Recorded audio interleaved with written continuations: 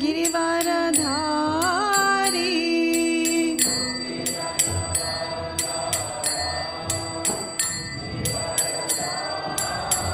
Yashodanandana Braja Janaranjana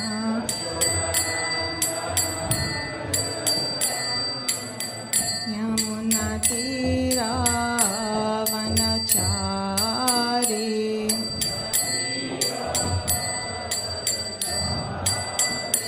Jaya Radha Madhava Kunja Bihari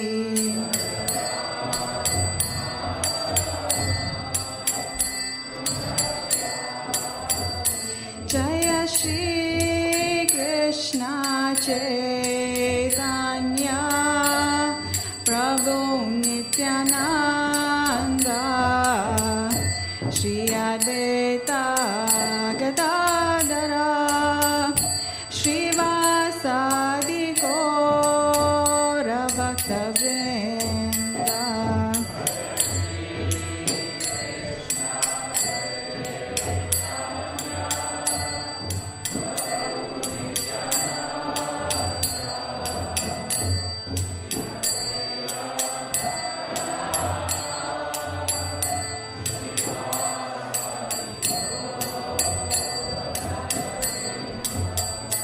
Hare Krishna, Krishna Krishna, Hare Hare, Hare Rama, Rama Rama, Hare Hare.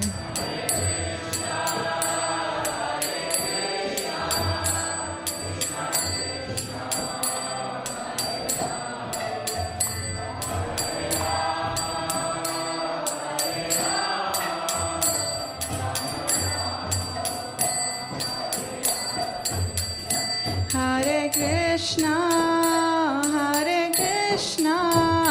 Krishna Krishna, Hare Hare, Hare Rama, Rama Rama, Hare Hare.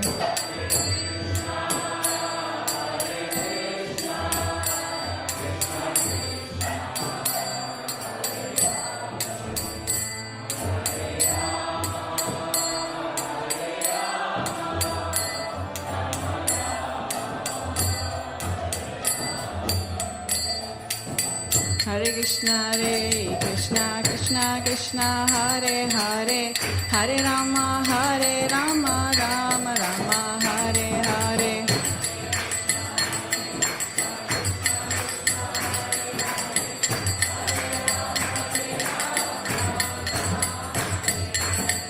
Hare Krishna, Krishna, Hare Hare, Hare Rama, Rama Rama, Hare Hare.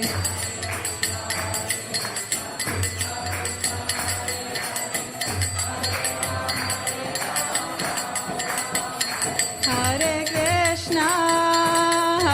Krishna, Krishna Krishna, Hare Hare, Hare Rama, Rama Rama, Hare Hare.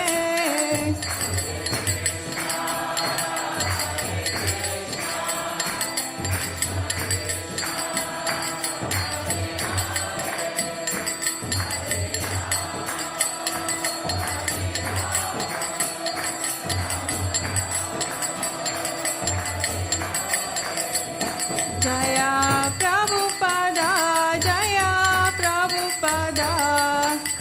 Prabhupada, Jaya Prabhupada.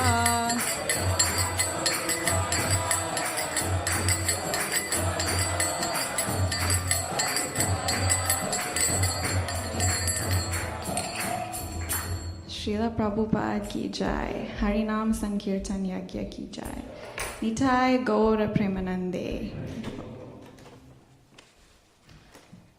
Om Namo Bhagavate Vasudevaya.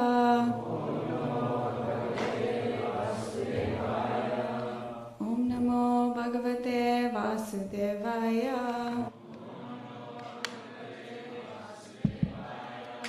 Om Namo Bhagavate Vasudevaya.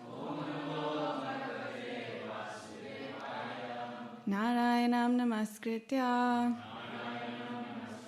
Naram Chaiva Narottamam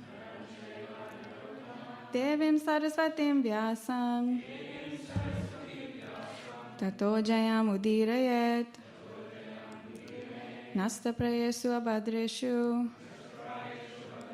Nityam Bhagavata Sevaya Bhagavati Uttama Sloke Bhaktir Bhavati Naistiki.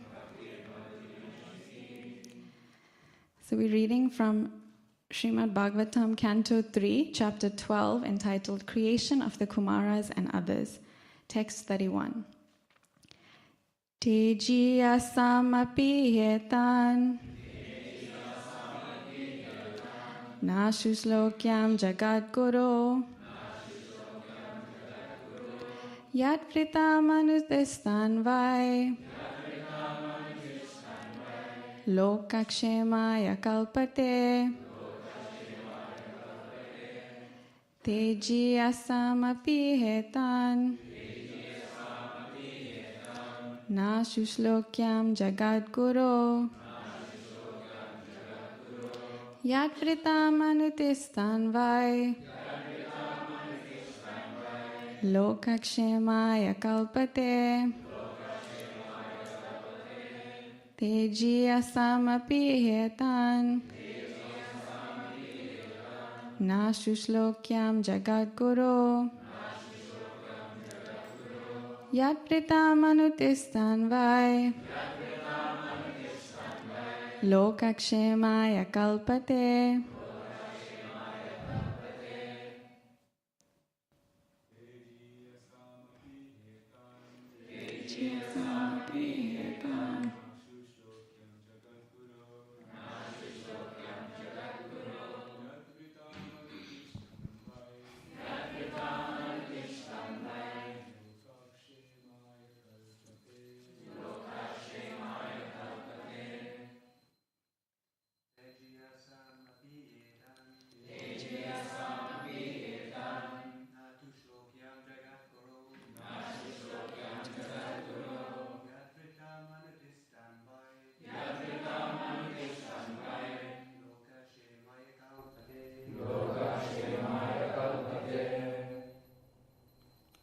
Vaishnavis.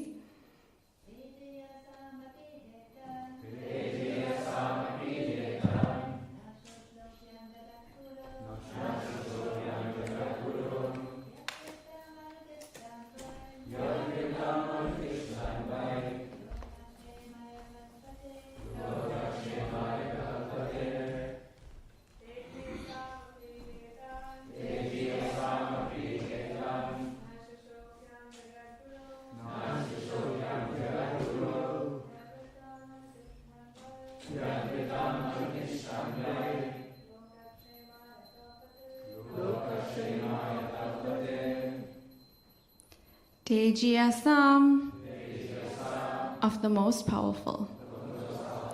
Api, also. He, certainly. Etat, such an act. Na, not suitable. Shushlokyam, good behavior. Jagadguru, O spiritual master of the universe. Yat, whose. Vritam, character. Anutistan, following. Vai, certainly. Loka, the world. Kshemaya, for prosperity. Kalpate, becomes eligible. Translation by His Divine Grace A.C. Bhaktivedanta Swami, Srila Prabhupada. Even though you are the most powerful being, this act does not suit you because your character is followed for spiritual improvement by people in general. Purport. It is said that a supremely powerful living entity can do anything and everything he likes, and such acts do not affect him in any way. For example, the sun, the most powerful fiery planet in the universe, can evaporate water from anywhere and still remain as powerful. The sun evaporates water from filthy places and yet is not infected with the quality of the filth. Similarly, Brahma remains unimpeachable in all conditions. But still, since he is the spiritual master of all living entities, his behavior and character should be so ideal that people will follow such sublime behavior and derive the highest spiritual benefit. Therefore, he should not have acted as he did. Om Jnana Timirandasya Gyananjana Shalakaya Chakshur Unmilitam Yena Tasmai Shri Gurave Namaha Shri Chaitanya Manobhistam Stapitam Yena Bhutale Swayam Rupa Kadamayam Dadati Swapadantikam Vandeham Shri Guru Shri Uttapada Kamalam Shri Gurun Vaishnavamscha Shri Rupam Sakrajatam Sahagana Raghunathan Vitam Tam Sajivam Sadvaitam Savadutam Parijana Sahitam Krishna Chaitanya Devam Shri Radha Krishna Padan Sahagana Lalita Shri Vishakanditamscha He Krishna Karuna Sindhu Dinabandhu Jagatpate Gopesha Gopika Kanta Radha Kanta Namostute Tapta Kanchana Gourange Radhe Vrindavaneshwari Vrishabhanu Sita Devi Pranamami Hari Priya Panchatatvatmakam Krishnam Bhakta Rupa Swarupakam Bhaktavataram Bhaktakyam Namami Bhakta Shaktikam Panchakalpatarubhyascha Kripa Sindhubhya Evacha Patitanam Pavanebhyo Vaishnavebhyo Namo Namaha Jai Shri Krishna Chaitanya Prabhu Nityananda Shri Advaita Gadadhara Shivasari Gaura Bhakta Vrinda Hare Krishna Krishna Krishna Hare Hare Hare Rama Rama Rama Hare Hare Nama Om Vishnu Padaya Krishna Prasthaya Bhutale Srimati Kadamakanana Swami Nitinamine Nama Om Vishnu Padaya Krishna Prasthaya Bhutale Gurudasa Jayaveta Swami Nitinamine Nama Om Vishnu Padaya Krishna Prasthaya Bhutale Srimati Bhaktivedanta Swami Nitinamine Namaste Saraswati Deve Gauravani Pracharine Nirvishesha Sunyavadi Pasatya Deshatarine. So I first of all want to seek blessings from everyone in this room. You're all my seniors. So please bless me that I can say something that will be pleasing to Krishna and purifying and beneficial to all of us. So in the context of where we're reading in Śrimad Bhāgavatam, we're at Brahma's creation. In this chapter, he's trying to populate the universe. So he created the 4 Kumaras, but they didn't want to cooperate in populating the universe. They wanted to remain aloof. And then he got so angry that from his anger, Lord Shiva emerged, and he created population that was destroying everything that Brahma had just created. So Brahma said, "Stop. Your time is not now. Just engage in penance and austerities for now." And then in the last few verses, Brahma created different personalities: Daksha, Narada, Kardama Muni, Bhrigu Muni, all kinds of great saintly personalities. And then he created religion, irreligion, lust, sinful desires, sinful activities, greed, and anger. And then in the last few verses, we hear about how Brahma created Vak, his daughter, and then developed the mentality of wanting to enjoy with her. And even though he was only attracted in the mind and didn't actually physically do anything, the situation is very perplexing and is very difficult to speak about. We hear throughout this canto and throughout the Bhagavatam about Lord Brahma's greatness. He is the first living entity. He's got so much power that he's creating. How could he develop this mentality? And in previous verses, we see that his own sons are asking this very question: how could you develop such a mentality? And in the purport, it's interesting because Srila Prabhupada said, he gave a hint. He said that the sons were asking, But they knew that there must be some purpose behind it. Otherwise, Brahma would not have committed such a mistake. It's interesting because when we commit mistakes, most of the time there's no purpose behind it. Sometimes it may benefit other people from learning what not to do, but generally it's just our own foolishness. But the sons of Brahma know that he's such a great personality that, of course, there must be a purpose. And Srila Prabhupada hints at the purpose in the previous verse, or a few verses back, saying that it might be that Brahma wanted to warn his subordinates about human frailties in their dealings with women. And in Śrimad Bhāgavatam Rita, Sanatana Gosvami gives the same kind of idea that sometimes great personalities commit mistakes just to call our attention to mistakes that we can also commit and what results can come. And therefore these mistakes are for our benefit. If a great personality like Lord Brahma could fall prey to Maya in the form of woman, then what to speak of us regular people? The lesson, as we've heard in the last few classes this week, that we should be very cautious in our dealings between men and women. And there's this very nice verse in the end of third canto that says, amongst all kinds of living entities begotten by Brahma, namely men, demigods, and animals, none but the sage Narayan is immune to the attraction of Maya in the form of woman. So this is referring to Narayan Rishi. And there's that pastime where Narayan Rishi, who's actually an incarnation of the Lord himself, is performing austerities, and Lord Indra gets very threatened because his position might be stolen or usurped, as he's always anxious for his position. So he decides to bewilder Narayan Rishi by sending heavenly celestial woman to distract him from his meditation. But Narayan Rishi was not distracted, as we can see. He's the only living entity that is not going to be bewildered by a woman in this way. And he very quickly manifested many more beautiful women, unlimited more beautiful women. And everyone was perplexed, and they realized he's not the same as everyone else. And then Lord Indra realized his mistake and was very quickly apologetic. So the lesson is, unless we're Narayan, we should be very careful. And in a few places, Srila Prabhupada was speaking about this, the dangers of this unrestricted association between men and women. And this verse was quoted a few days ago from 9th canto, spoken by King Yayati. Matra svashra duhitrava navi viktas sano bhavet balavan indriya gramo vidvam sam apikarshati. One should not allow oneself to sit on the same seat even with one's own mother, sister, or daughter. For the senses are so strong that even though one is very advanced in knowledge, he may be attracted by sex. And in Srila Prabhupada Lilamrita, the devotees were talking about this verse. And actually they were talking about how in India, men and women, even married couples, have separate quarters because that's how careful they are. In India, where the culture is so strongly upheld,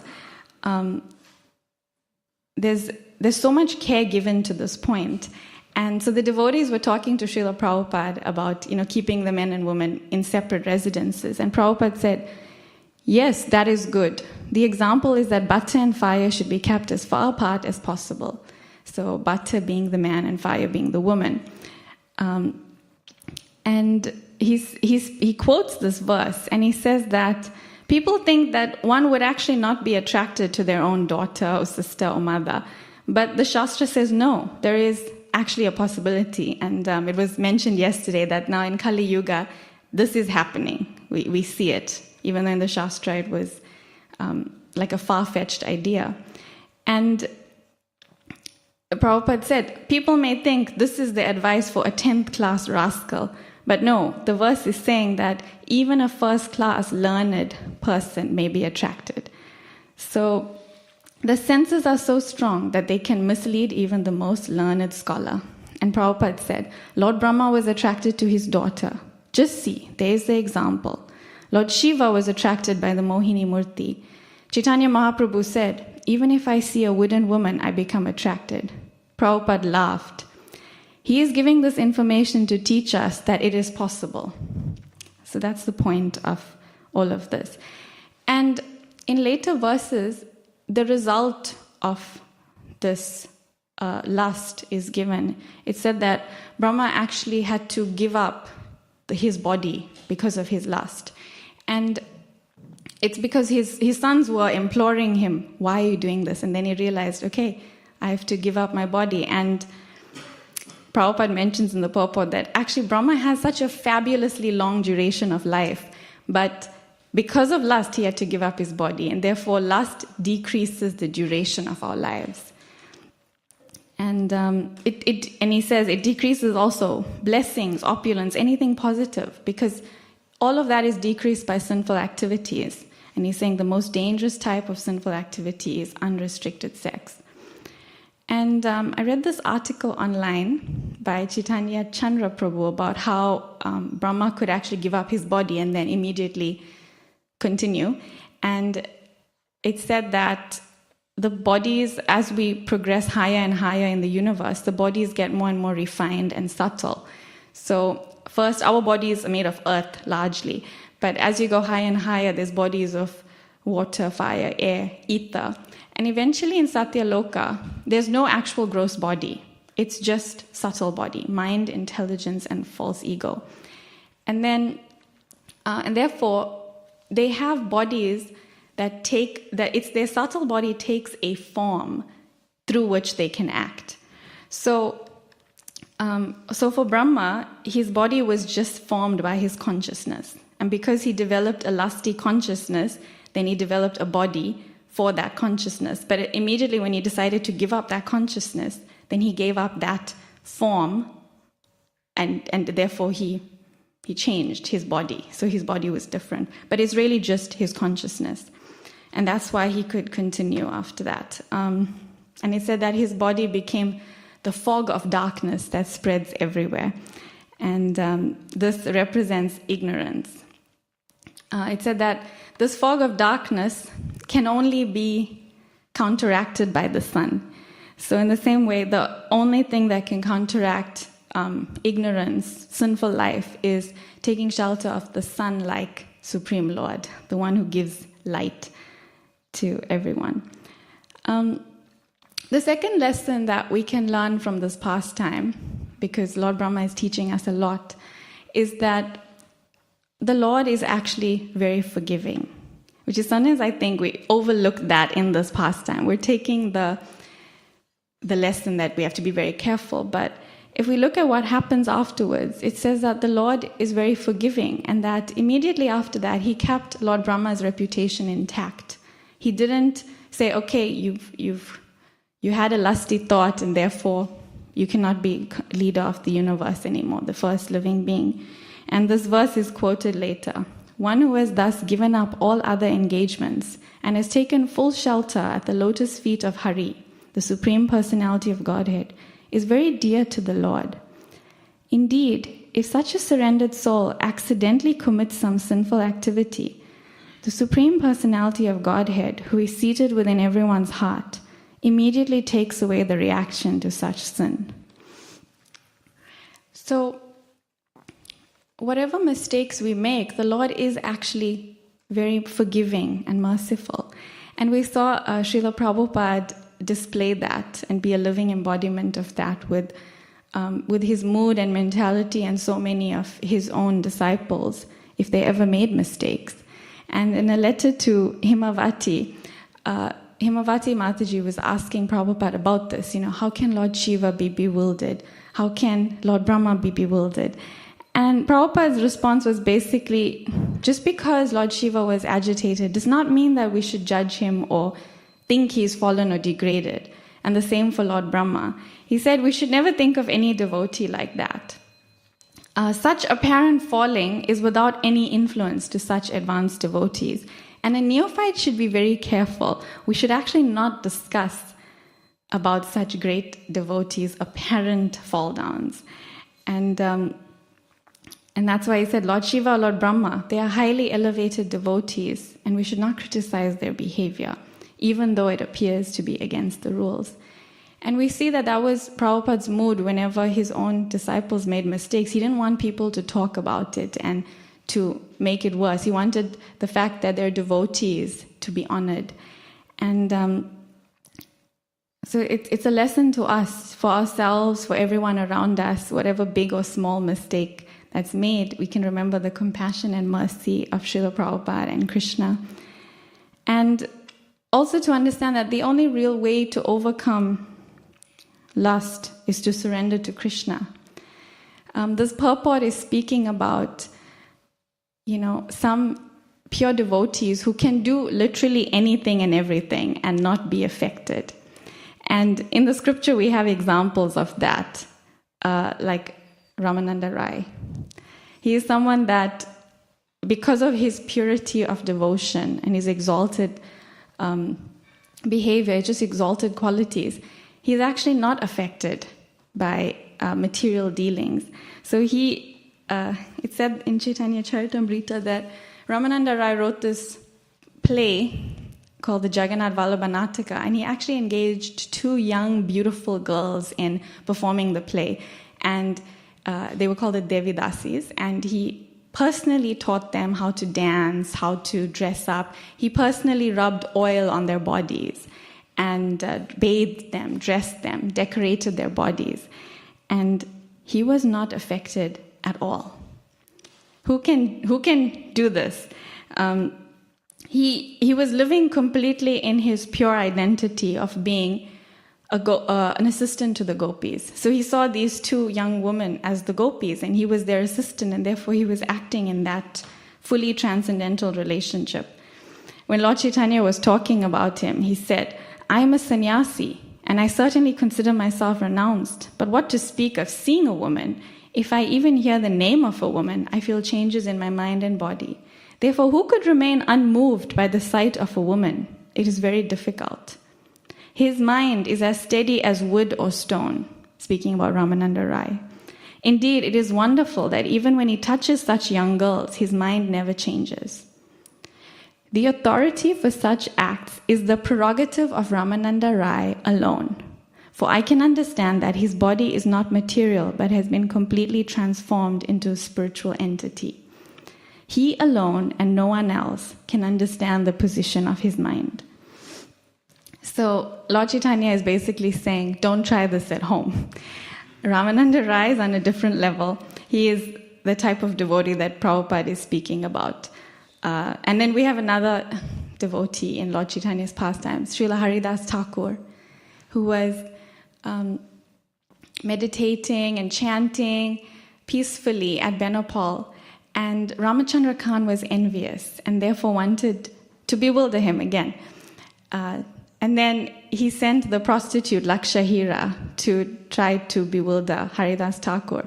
But not only was Haridas Thakur not bewildered at all because he was completely absorbed in chanting the holy names, but he managed to give her pure love of God also.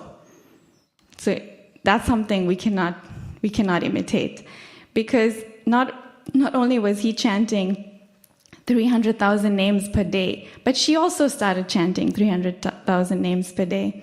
His Holiness Kadamba Kandana Maharaj would often reflect that she had to have developed love of God, because you cannot chant 300 names a day if you do not have love of Godhead.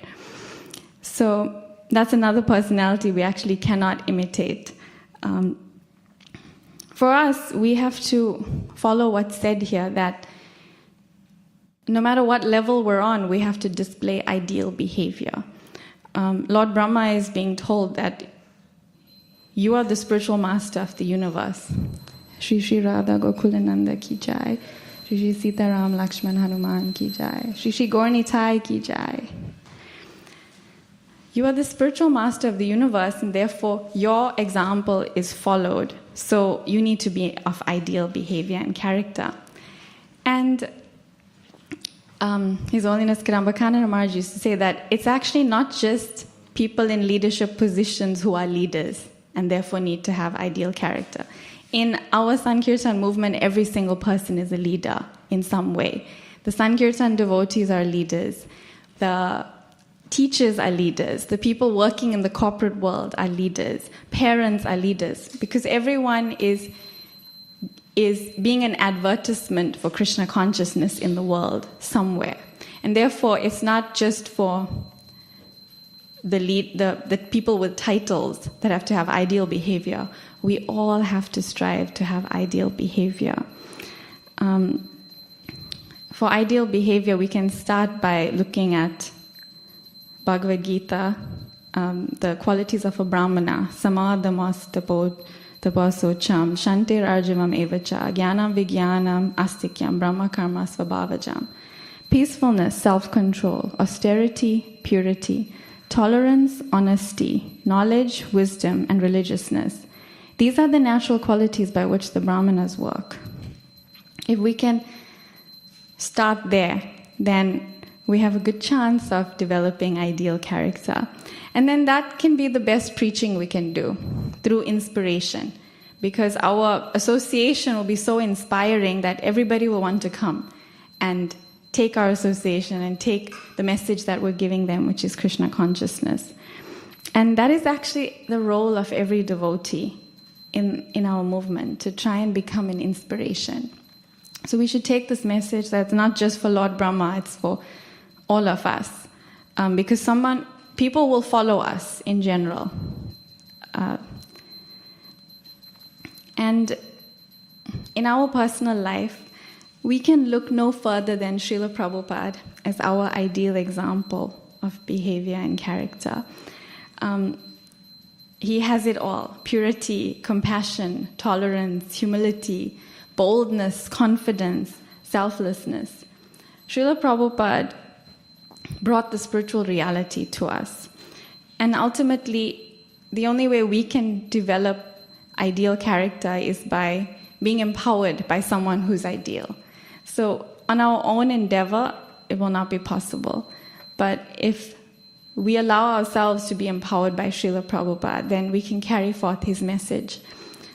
I say allow ourselves because sometimes the one thing that's standing in the way from empowerment is that we're not surrendering. If we fully surrender to Guru and Krishna, and we can become a channel through which the mercy flows from Krishna, through Guru, through us, to everyone else.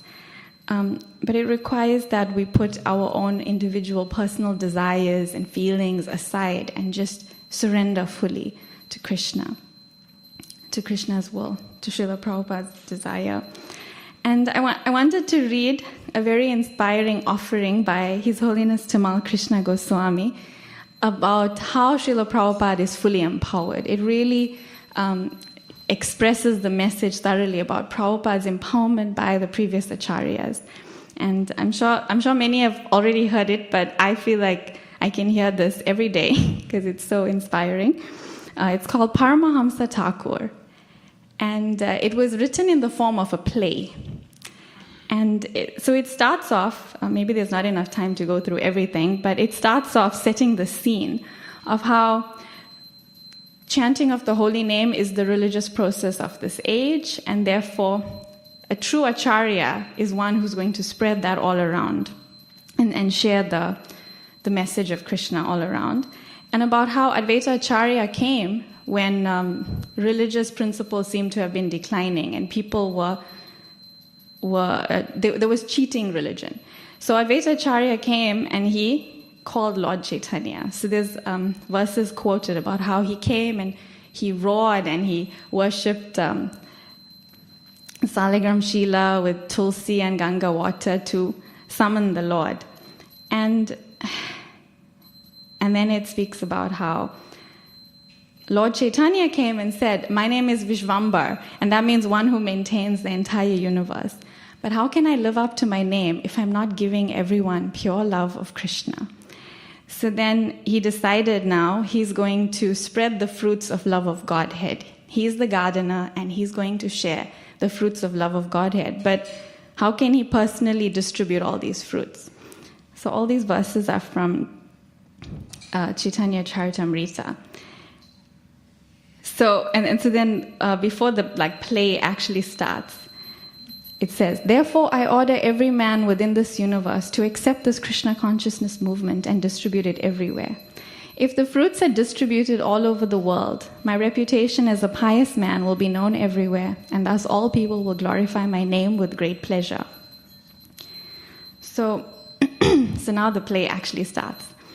Hearing the Lord's words, his followers worked with unlimited enthusiasm. Under the Lord's direction, they broke open the storehouse of love of God and distributed the fruits without consideration of who was fit or unfit to receive them. They personally ate the fruit and induced whomever they met to do the same. But they met with opposition. Kali Yuga was progressing. Time passed, and the number of conditioned souls evading the Lord's net of mercy increased. As the 19th century headed to a close, the brilliant moonbeams of Lord Chaitanya's mercy seemed all but eclipsed by the sinister Kali. Numerous Sahajya groups proliferated, shadows of the glorious Sankirtan parties of the past. Only the appearance of Srila Bhaktivedanta Thakur saved the situation. He re-established Lord Chaitanya's movement, then placed it in the hands of his faithful son, Srila Bhaktisiddhanta Saraswati, who expanded it to every corner of India. Alas, no sooner had these two empowered persons left this earthly world than the mission again faltered. Their efforts to organize a dynamic movement were nearly undone. Instead of working in a united way, their followers split into factions and the movement lost its momentum. Kali's followers rejoiced.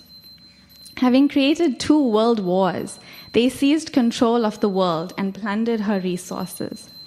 Even India, the bastion of religion, discarded her spiritual destiny in favor of temporal objectives. As the materialists gained strength, the devotees seemed to lose theirs. The unconquerable forward march of Srila Saraswati Thakur's legions ground to a halt, jeopardizing the legacy of Srila Bhaktivinoda. Timely ringing of the temple bells and a full belly became the new measure of success. Lord Chaitanya's prophecy of a worldwide Sankirtan movement seemed no more than a wishful dream, the fanciful words of some medieval poet. Sri Chaitanya Mahaprabhu sat amongst his closest associates, appearing like a full moon amidst a starry firmament. He had stopped their dance of ecstasy to consider the plight of his Sankirtan movement. They heard Srila Bhaktisiddhanta Saraswati's report of their mission's stagnation. The Lord's eyes welled with tears. He had come to benefit the whole world, not just to change a few. Srila Bhaktivinoda interjected, "You have made so many disciples. Will none dare cross the ocean?" Bhaktisiddhanta Saraswati said, "A few have, but they returned unsuccessful. The Yavanas are in control everywhere, even in India." Tears washed the Lord's golden cheeks. He turned to Namacharya Haridas Thakur and said, "My dear Haridas, what about your promise? You said the holy name would deliver everyone. Now it seems not even a semblance of the holy name remains." Haridas stared downcast as all the Lord's associates felt the burden of his concern. Haridas Thakur finally took courage and said, "My Lord, you know everything, so what can we say? Although you are the master of all, you willingly place yourself under your Yoga Maya potency, who causes forgetfulness. With this apparent human frailty, you draw us even closer. My dear Lord, everyone knows you recently emptied the universe by delivering all the conditioned souls, and again you filled it up. If you like, you can easily deliver the conditioned souls time after time. But you prefer to have your devotee take the credit by performing this miraculous task. My Lord, may I therefore remind you that some time ago, knowing Kali's influence would spread, you dispatched your dearest devotee, the servant of Saraswati Goswami, to earth.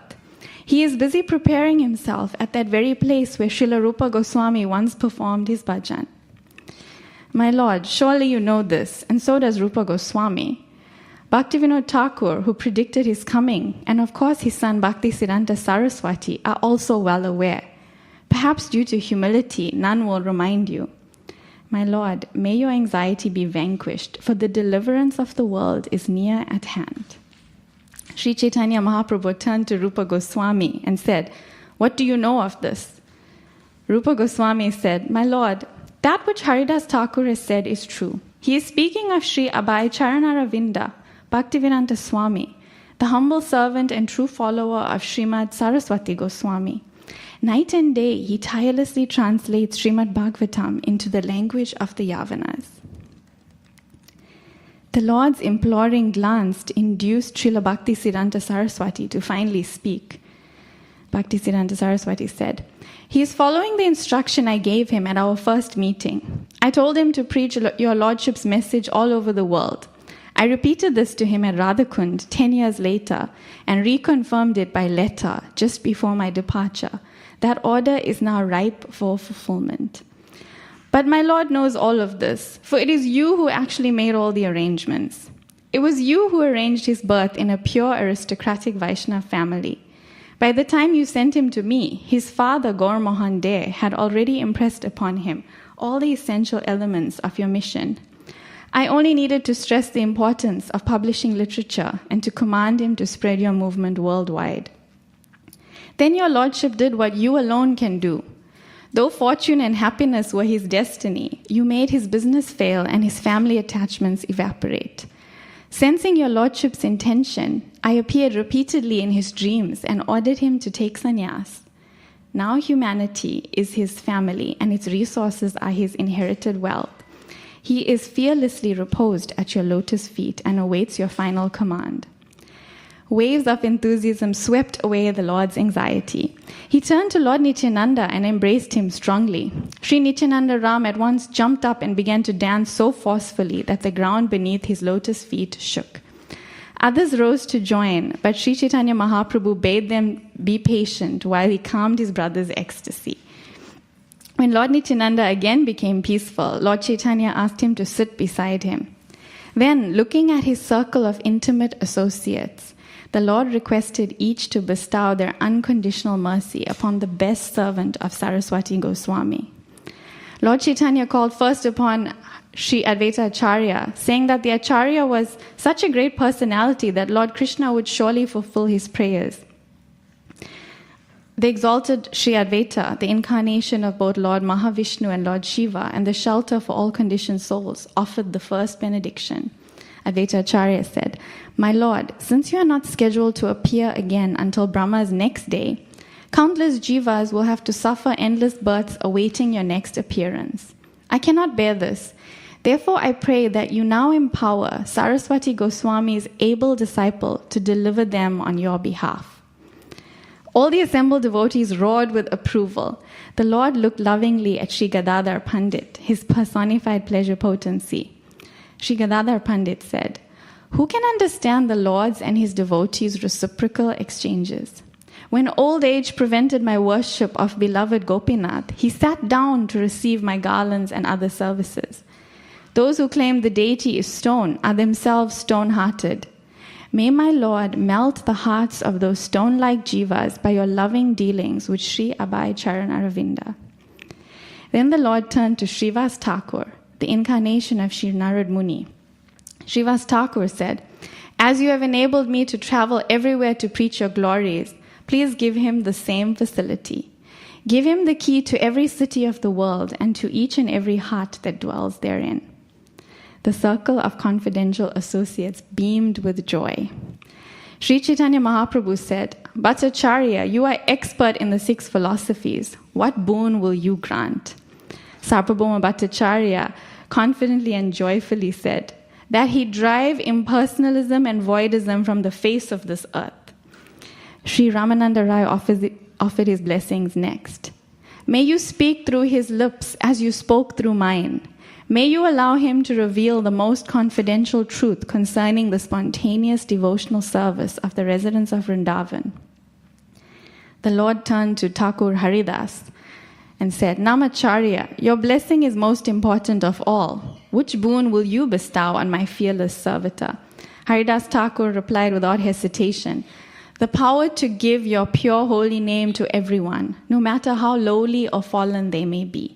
Everyone said, "Haribol, Haribol." Lord Chaitanya surveyed his dearest followers, the 6 Goswamis. Srila Sanatana Goswami was the first to speak. He said, He will carry Vrindavan Dham wherever he goes. He will establish the standard behavior of a Vaishnava by his words and deeds. Next, Srila Rupa Goswami promised, his Sankirtan activities will churn the ocean of bhakti, producing a nectarian beverage which will intoxicate the entire world. Then Srila Raghunath Bhatta Goswami said, Śrimad Bhāgavatam is our life and soul. We never tire of hearing its narration. When I recite the Bhagavatam, Sri Rupa and Sri Sanatan derive such pleasure that they insist I sing every verse in 3 different tunes. Therefore, when Srila A.C. Bhaktivedanta Swami causes the Bhagavatam to be sung in every language of the world, who can imagine how much pleasure it will give the Lord and his associates? Srila Raghunath Das Goswami said, My Lord, you saved me from the dark well of household life, but your departure left me burning in the fire of separation. Since you also delivered Bhaktivedanta Swami in much the same way, may that same bittersweet mood of separation for your lotus feet always burn within his heart as well. Srila Jiva Goswami said, his books will establish the philosophy of Achintya Beda Beda Tattva as the preeminent philosophical position. Srila Gopal Bhatta Goswami said, he will establish the worship of Sri Vigraha on every continent, in every nation, and in every town and village of the world. After hearing from the 6 Goswamis, the Lord turned to the best of poets. Srila Krishnadas Kaviraj Goswami said, May he arrange to have your Lordship's pastimes, Sri Chaitanya Charitamrita, glorified in every human language of the world. Lord Chaitanya looked at the golden form of Srila Narottam Das Thakur, the embodiment of his prema, and said, Narottam, what blessing will you bestow? Narottam Das Thakur vowed, love for your lotus feet and for the lotus feet of the divine couple will color his thoughts, words, and deeds. He will spread the Sankirtan movement with the same energy with which you empowered Srinivasacharya, Shamananda Prabhu, and myself. Srila Vishwanath Chakravarti Thakur was seated by Lord Chaitanya's side, and he said, Abhay Charana Ravinda has been studying my 10th canto Bhagavatam commentary for decades, and the wonderful pastimes of Sri Sri Radha and Krishna are constantly appearing in his heart. May his presentation of these pastimes for the general populace be so suitable that it removes the disease of lust which now affects their hearts. Srila Baladev Vidyabhusan said, as Lord Govinda Dev dictated my Vedanta Sutra commentary, may the Lord similarly sit by his side and dictate his Bhaktivedanta purports. Then Jagannath Das Babaji Maharaj ensured that Saraswati Goswami's disciple would always maintain the infinite humility required to serve the Vaishnavas. Srila Bhaktivinoda Thakur, who had previously rescued the mission single-handedly, prayed, May my great-grand disciple be granted the strength and skill to organize the Sankirtan movement on a worldwide scale. Srila Gaur Kishore Das Babaji Maharaj blessed his foremost grand disciple with his own spirit of renunciation, born out of his unlimited love for Sri Sri Radha and Krishna. He blessed him to remain detached even amidst unlimited opulence. At last, after everyone had spoken, Lord Chaitanya turned to Sri Nityananda Prabhu. He said, You are my elder brother, and I fully depend on you. You are the spiritual master of all the worlds and the upholder of all the universes. The blessings which these confidential associates have bestowed are beyond any mortal person's ability to hold.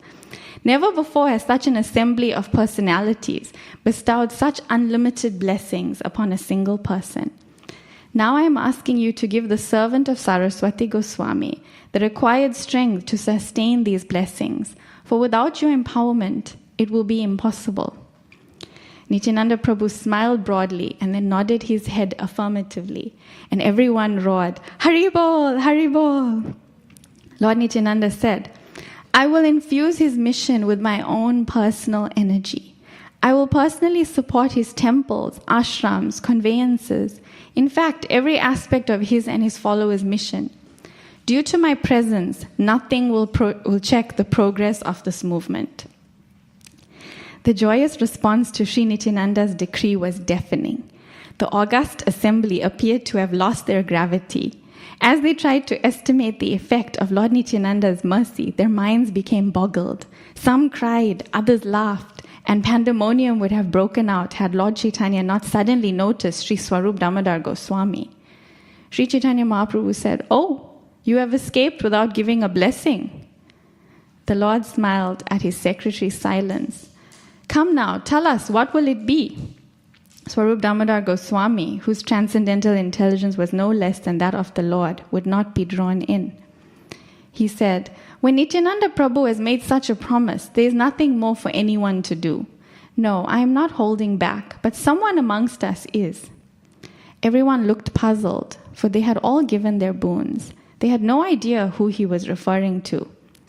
Then Advaita Acharya understood, and he said, "My Lord, you have proven once again your supreme intelligence.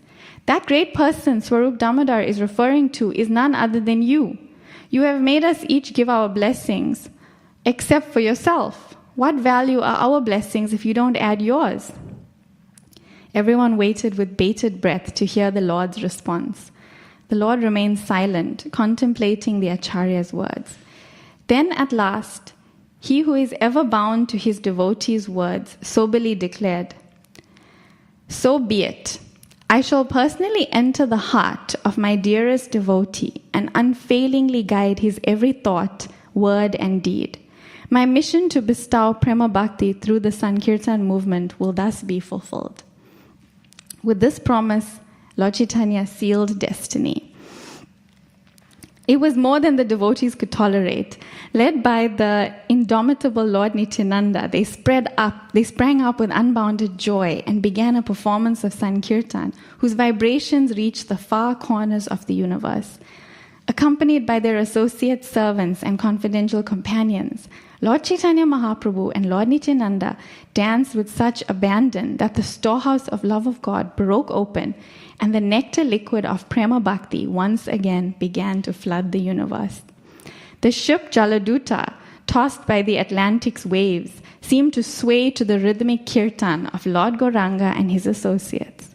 On board, Sri Srimad Abhaicharan Bhaktivedanta Swami, the recipient of the rarest mercy ever bestowed, wrote the following poem.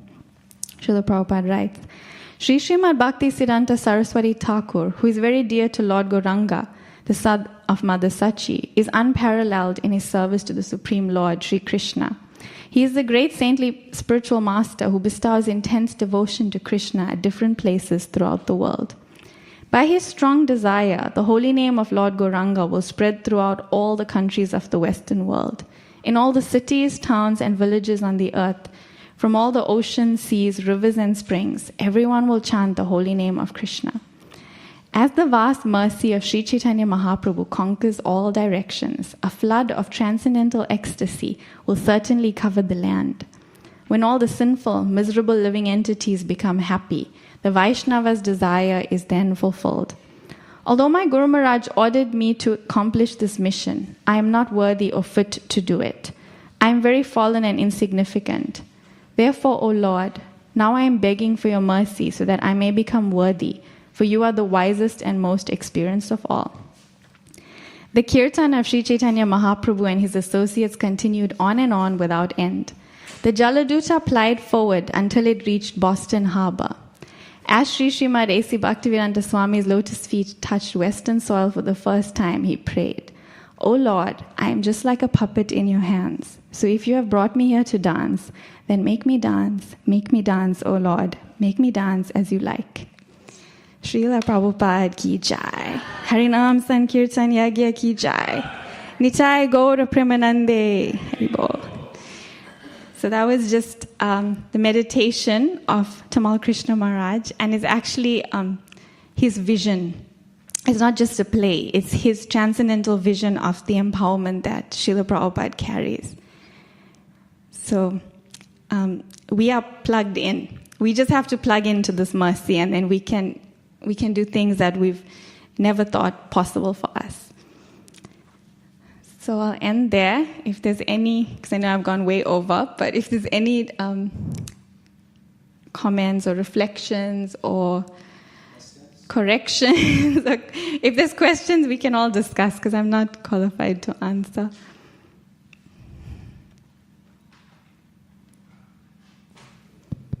Thank you, Mataji. So this topic on sex, it's so heavy in here, so heavy. I'm coming from a tradition where I've never heard about, I went to church for years, never once heard the word sex. It's like, I don't know, suppressed or something. But here it's like you can't stop talking about it. So I think we have to make it relevant as well, because we don't want the young people to feel uncomfortable with attraction. You know what I mean? For the opposite sex. We must be careful about this and make it very healthy discussions. Like, it's not so much the attraction, because it's natural, but just put in their minds that healthy sex, not healthy sex, that's for grihastas, but sexual purity is a strength. And maybe we should focus a little bit more on that, and how it's empowering, physically, spiritually, mentally. So, because we don't want them to feel like they're freaks, because they feel attraction for. So I just think we should temper this carefully. Yes, it's true. If people say that when they come to the Hare Krishna movement, why are we always talking about sex? I think Prabhupada was very honest. He's known for his honesty, that he brings about. He spoke about the uncomfortable topics, like death. Why are we always talking about death? Most people are not talking about death. So he was honest and open with it. But now it's for the preacher to decide how they are going to present it to the outside world. And like you say, that in some cultures it's completely normal. Kadambakananda Maharaj gave this example that he was at a university program and somebody asked him this question, like, what is the problem with sex? I have 10 boyfriends, she said that. And then he just frankly said, well, why don't you just have one boyfriend, get married, and have 10 kids? So he was trying to get the message across of purifying ourselves. And we know what Prabhupada said, that sex life within Grihastha ashram is fine for the procreation of children. And there it has a purpose. And Srila Bhaktisiddhanta Saraswati said he would have 100 children. He'd have sex 100 times if he knew he was going to have 100 Krishna-conscious children. So it's not sex itself, it's when it's misused. So, I think the preacher will have to know how to share it in a way that people will not feel attacked and that people will actually will feel empowered. I think talking about the benefits of, like you said, purity, that does more, actually. And many people, even outside of Krishna consciousness, if they attempt celibacy for a period of time, they will say that it was freeing the mind. They reach levels of consciousness, of health, just from a material perspective, that they hadn't experienced before. So that's one approach to do it. Oh.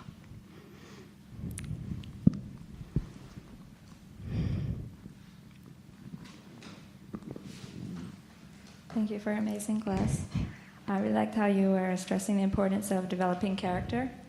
I wanted to share what I was reading in the 4th canto of the Bhagavatam when Lord Krishna appeared to Prithu Maharaj after he was trying to perform the sacrifices, the 99 sacrifices, and Indra kept on stealing the horse.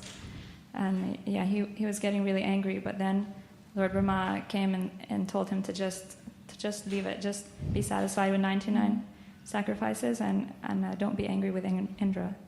So then Prithu Maharaj, he agreed. And so he just left it at that, and he forgave Indra. And then Vishnu appeared, and he said, "I'm very satisfied with your good behavior and your character. That I'm not so much pleased with doing so many great sacrifices or austerities, but what really pleases me is your behavior and your good character."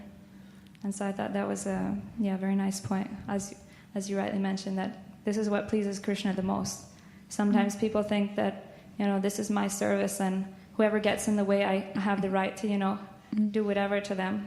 But this is not actually what pleasing to Krishna. It's not how much great service we do, but rather our behavior to his devotees. And also I wanted to ask a question, because you were talking about how Prabhupada often he didn't want to talk about the faults of his devotees, but sometimes it might be also necessary to point them out to protect others, as seems that Maitreya also felt it was his duty to mention the mistake of Lord Brahma. So I wondered how we can balance this, how we can understand like where to point out the faults and where not to. That's a very good question, very interesting. I've heard some senior devotees say that if it is one's duty, then one should do it. If someone is a manager in some capacity, then they will have to know, okay, what who's allowed and who's not allowed to do different things. Unfortunately, we've had fall downs by senior devotees, and therefore there's certain scope that they're able to function in, and then certain scope that they're not. And therefore the leaders, the managers, people in that responsible position have to decide, okay, we either have to limit the person or we have to let others know for their own protection so that they can understand the where the person is at. So it comes from having that role of responsibility. And then in personal conversations, just for ourselves, not to judge. There's a difference between just saying something for informational purposes, if it's going to help someone understand like the context of a situation, or versus just gossiping and criticizing and pointing out how low someone is. So when Prabhupada was saying that, it's like if we're asking, how can Brahma do this? He's the head of the sampradaya. It's also like etiquette that Prabhupada is not going to himself criticize the head of our sampradaya. But for information, he explained to his disciples, yes, this happened, and lust is very strong, material energy is very strong, and we should learn the lesson. But he's not going to go on and say, how can this happen? Yes, he's very fallen, we cannot trust him, all of those things, because we see that Prabhupada himself reinstated so many devotees who had fallen, and Lord Krishna has reinstated Lord Brahma, who had that slight fall down.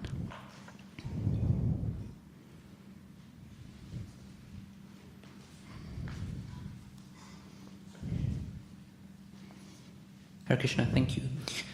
So just following on from that, and one of the things you mentioned in the class was about how Krishna forgave Brahma.